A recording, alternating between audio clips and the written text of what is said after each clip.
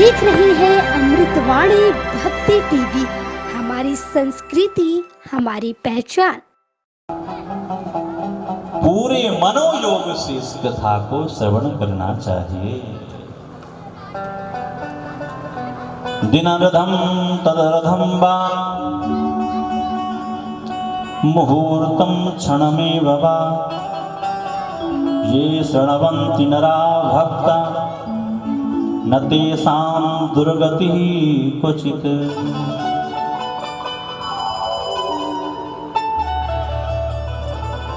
इस कथा को पूरे 9 दिन तक पूरे मनोयोग से श्रवण करना चाहिए। आप कहते हो ना जी ना, मेरे पास तो टाइम है नहीं 9 दिन का हैं। यहाँ तो मुश्किल में 2 दिन निकले। प्रेम से बोले राधे राधे। दिनमरथम, ठीक है, कोई बात नहीं। आपके पास 9 दिन नहीं है तो आप केवल 1 दिन ही सुन लीजिए। आपको नहीं, हमारे पास तो 1 दिन भी नहीं है, काम में इतनी व्यस्तता है। कोई बात नहीं, आप 1 दिन नहीं आ सकते हो तो आप आधा दिन सुन लो। कहा नहीं, हमारे पास तो आधे दिन का भी टाइम नहीं है। आधे दिन यदि हम कथा में बैठ गए तो वहां तो सब गड़बड़ ही हो जाएगा, काम ही रुक जाएगा। कितनी बड़ी सुविधा है। ठीक है भैया, यदि आप आधे दिन भी नहीं बैठ सकते हो, मुहूर्तम, 1 मुहूर्त ही बैठ लो। 1 मुहूर्त का मतलब 48 मिनट, इतना तो टाइम है। कहा नहीं, इतना भी नहीं है, भैंस काटने जाना है। प्रेम से बोले राधे राधे।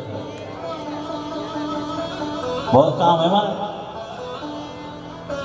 कहा कोई बात नहीं, क्षण में बाबा, केवल 1 क्षण के लिए आ जाओ। ये शृण्वन्ति नरा भक्ता न तेषां दुर्गतिः क्वचित्। यदि 1 क्षण भी आप देवी भागवत की कथा सुन लेते हो तो आपकी कभी दुर्गति नहीं होगी, कभी दुर्गति नहीं होगी। माँ की कृपा आपकी हमेशा बरसे।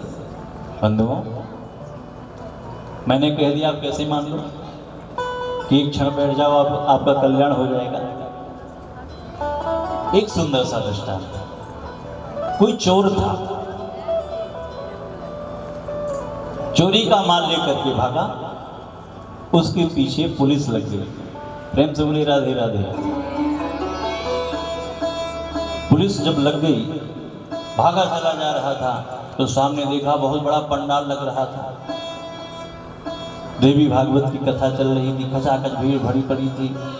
आके चुपचाप वो भी कथा में बैठ गए। और जब कथा में बैठा तो उस समय कथा में प्रसंग चल रहा था।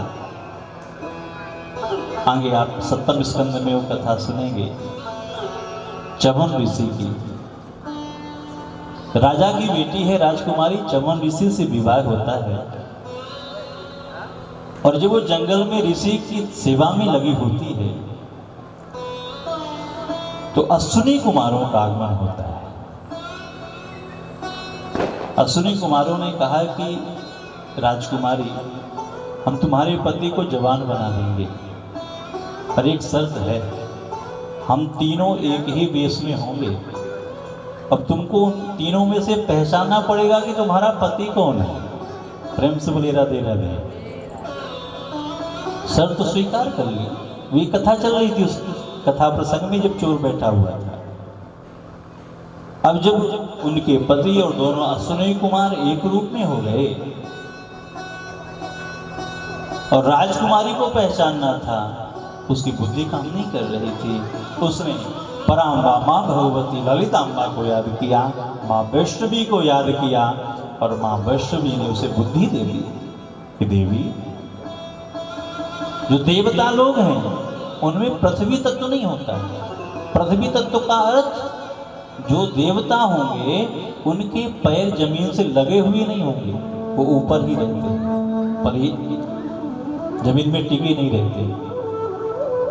दूसरा, देवताओं की पलकें कभी झपकती नहीं, जैसे हमारी आपकी पलकें ऊपर नीचे होती रहती है ना, क्योंकि हमारे आंखों की पलकों में नेमी महाराज बैठे हैं, तो हमारी पलकें ऊपर नीचे होती रहती हैं, पर देवताओं की पलकें भी नहीं झपकती, याद रखना। इस कसौटी से उसने तुरंत अपने पति को पहचान लिया, क्योंकि जो दो देवता थे, ना उनके पलकें झपक रही थी, ना उनके पैर जमीन पर लग रहे थे, और जो तीसरे थे उनके पैर भी जमीन में थे और पलकें भी झपक रही थी, तो उसने पहचान लिया। यही कथा वो चोर सुन रहा। एक कथा संपन्न हुई कि वो देखा कि मेरे पीछे से पुलिस भाग गई, वो भी तुरंत उठ के भाग गई। और ये कथा उसके दिल में बस गई, याद थी। क्षण भर का उसने सत्संग किया। अब दरोगा जी को किसी सिपाही ने बताया, महाराज ये चोर है जिसको आप पकड़ने के लिए इतने दिन से परेशान हो, ये भी काली मैया का बहुत बड़ा भक्त है। प्रेम से बोले राधे राधे। रोज हर अमावस्या हर मंगलवार को काली मैया का दर्शन करने जाता है। दरोगा जी ने मन में विचार किया कि एक नई तरकीब से इसे पकड़ा जाए और इसे सब कुछ उगलवा लिया जाए। जब ये देवी का भक्त है काली मैया का, तो अपने इष्ट के सामने तो झूठ बोलेगा ही नहीं, सच्ची उगलेगा। तो आज दरोगा जी ने काली का वेश बनाया उसको पकड़ने के लिए। प्रेम से बोले राधे राधे। वेश बना करके आज उसके दरवाजे पर पहुंच गए। द्वार पर खटखटाया, देखा साक्षात मां विराजमान हो गई, चरणों में पड़ गया।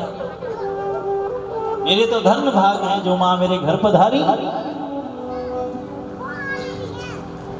मां ने कहा, मां के रूप में जो दरोगा जी आए थे वेश बदल के, उन्होंने कहा हम तुमसे प्रसन्न नहीं है, तुम्हारी पूजा हमें स्वीकार नहीं है। क्यों मां, क्या गलती हो गई? आप देख रहे हैं अमृतवाणी भक्ति टीवी, हमारी संस्कृति हमारी पहचान।